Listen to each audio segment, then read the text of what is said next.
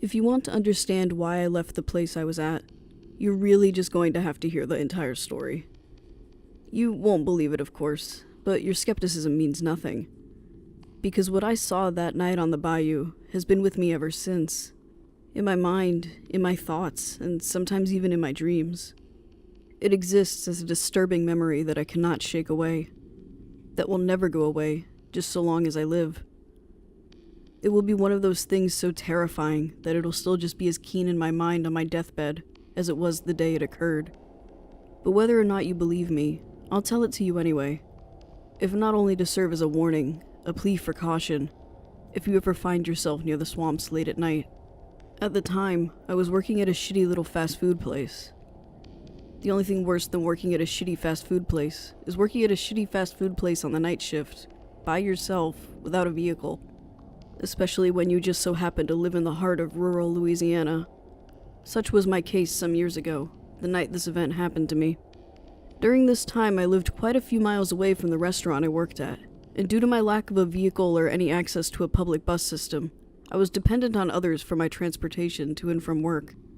One night, after a busy evening of serving customers, I closed the store and locked up the restaurant.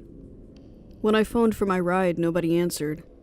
Now, I'm not here to throw a pity party, but I can't help to express anger at the fact that the person who drove me to and from work was my roommate, who had a car but no fucking job. And I was basically the only person in our house who paid the rent at this time. And this loser had the carelessness to fall asleep, leaving me with no fucking option but to walk. Again. This was not the first time that this had happened. The first time this had happened, it took me an hour and a half to get home, walking briskly. And to those of you who have never been to the rural regions of Louisiana, you have no clue. Here we have what is called a bayou. It's basically swamp. Thick, murky, moist, frog-laden, mosquito-swarming, gator-infested, crappy-smelling swamp. With thick, tall grass, cattails, cypress trees, and heaves of pond scum. And I just so happened to live on the bayou, all the way down a long dirt road with hardly any streetlights and thick swamp on both sides of the road. There are no side roads, and the houses down the street are separated sometimes by more than a quarter-mile apart. It's not merely spooky walking down this road at night, it's fucking terrifying. You hear sounds, both real and imagined, coming from the bayou. Chirping, croaking, howling, grunting animals. The rustling of leaves and branches in the canopy of the cypress trees, and the splashing water from underneath them. That's the worst. You can hear the sound of something lurking nearby abruptly dunk underwater. It could be a turtle, a snake, or an alligator. You never know. You just keep walking, with your teeth and hands clenched tight, hoping nothing crawls through the tall grass next to you and onto the road. Or even worse than the subtle dunking sounds, the sudden splashes that happen when you're walking and scare a toad or frog, and it jumps into the water. The sound makes you almost shit yourself as you begin a running spree that lasts about 3 seconds before you realize what it was. And then you're left with your heart pounding so hard that the sound of your blood gushing in your temples scares you just as much. These are the types of things that happen when you're in the bayou.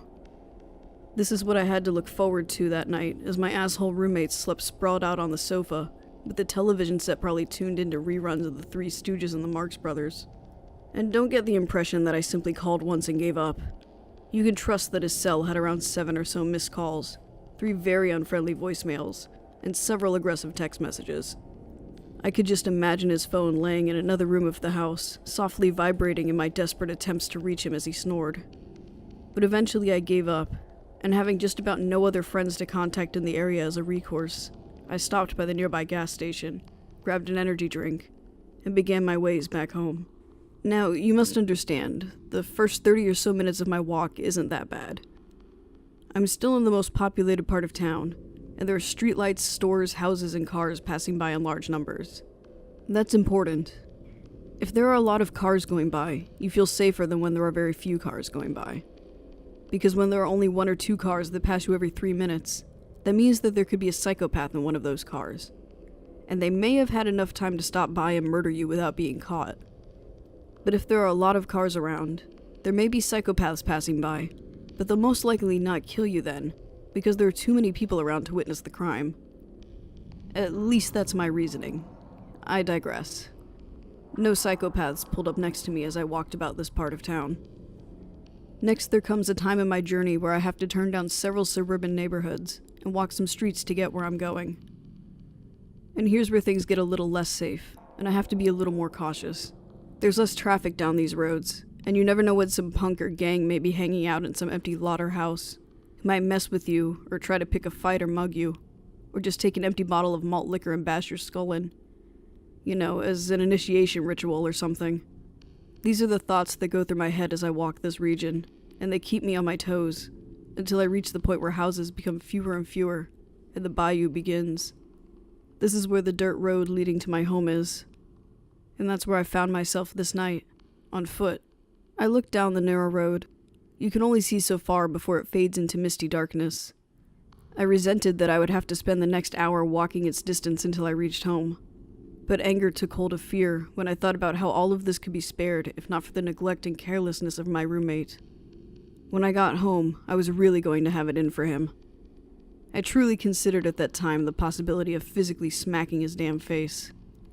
And with this thought in mind, I launched defiantly down the road.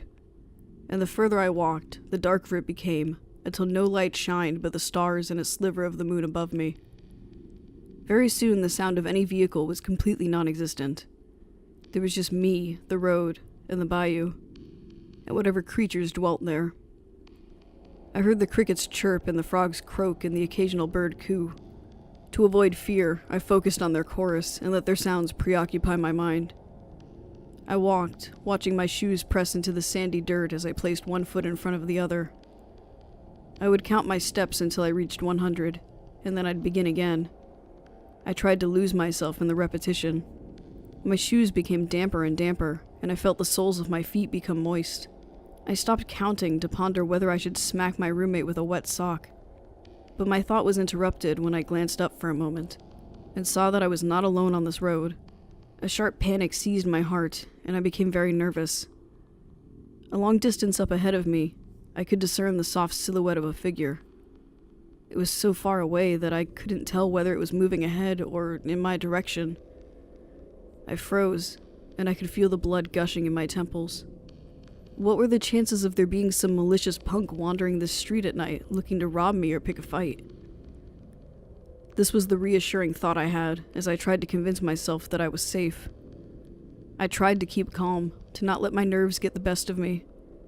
I mean, whoever this was probably just as frightened of the prospects of me as I was of them, if they had already detected me, that is.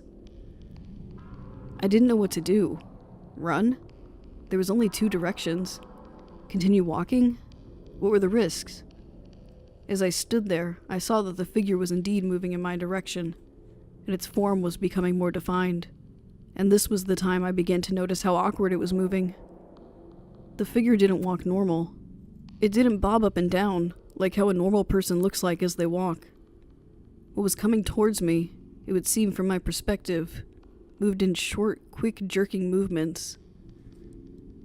And I could see from what light was present how its twitchy limbs projected from its torso, and how it was getting closer, and how its head stuck out from a neck that was longer than any human neck should be, and how at this time I could now faintly hear the noises that it seemed to make, the sound of suckling, and how it was moving quicker, and how its face lifted and I could see its eyes glare like glowing yellow beads, and how these wide beady eyes locked onto mine, staring at me, and how it stopped, and how we both were there, motionless, yards away, looking at each other, and how it then let out the most ungodly, inhuman screech I have ever heard, like a pig being gutted.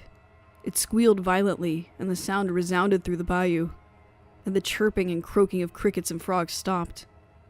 Everything stopped, and the rumbling and humming was all that could be heard afterwards. The rumbling and humming of a motor ahead, a vehicle speeding towards us, tires racing loudly. The thing in front of me hunched over and turned to see the headlights beaming our way. It hissed, getting down on all fours, only pausing for a moment to turn back towards me, gawking at me with its wide eyes, before crawling hastily into the swamp. The vehicle that scared the thing away was my roommate's car. He never saw it, whatever it was, and I never wanted to see it again. I moved as soon as I could. and I haven't been there since.